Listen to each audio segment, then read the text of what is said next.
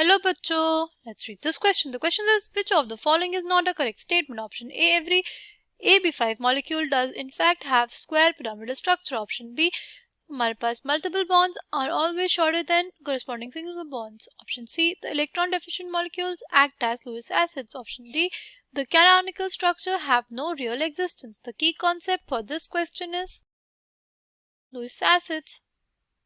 हमारे पास जो Lewis acids होते हैं, they are basically electron deficient compounds which have vacant orbital, empty orbital, जिसमें वो इलेक्ट्रॉन को एक्सेप्ट कर सकते हैं, राइट?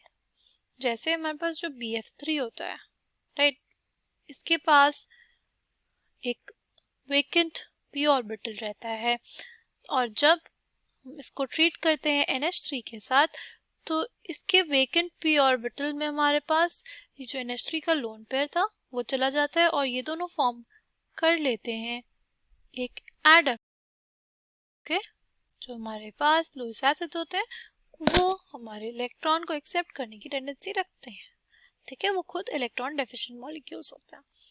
तो हमारा जो स्टेटमेंट सी है वो करेक्ट है. नेक्स्ट देखते हैं हम लोग. हमारे पास जो कार्बन कार्बन सिंगल बॉन्ड होती है उसकी बॉन्ड लेंथ होती है 1.54 एंगस्ट्रॉम. जो कार्बन कार्बन डबल बॉन्ड होती है हमारे पास उसकी बॉन्ड लेंथ होती है 1.33 एंगस्ट्रॉम और जो ट्रिपल बॉन्ड होती है हमारे पास उसकी बॉन्ड लेंथ होती है 1.20 एंगस्ट्रॉम, राइट?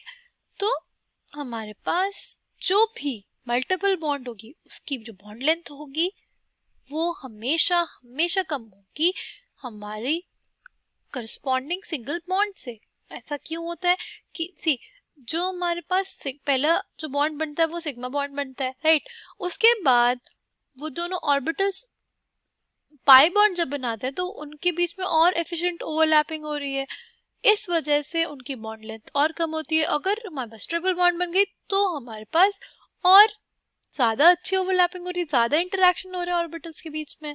इस वजह से बॉन्ड लेंथ कम होती जाती है जब हमारे पास मल्टीपल बॉन्ड्स होते हैं, राइट? नेक्स्ट है हमारे पास AB5 का मॉलिक्यूल.